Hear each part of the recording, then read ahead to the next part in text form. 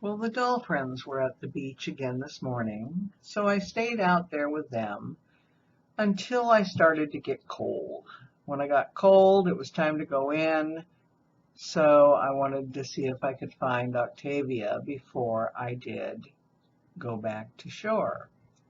And yes, indeed, I did find her.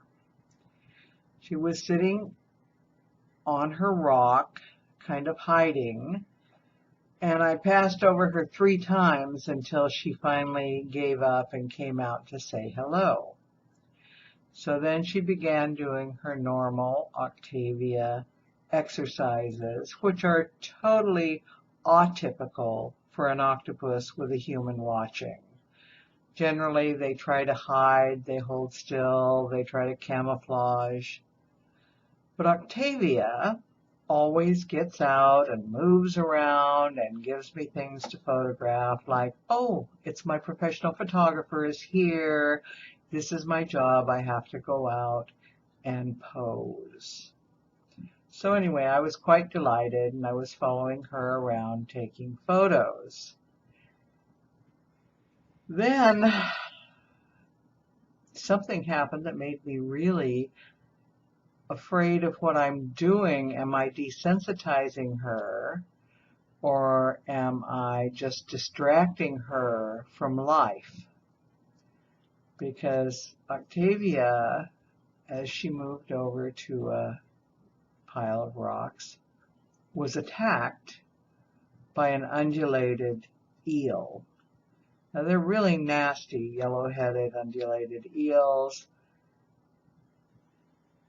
and they do eat octopuses.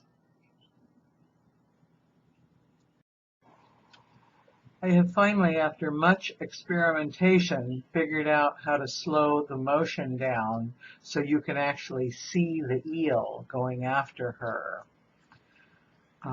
This is on the very slowest I could get that I had a setting for, and it's not clear at all because I don't have my camera set on a high enough quality to do slow motion.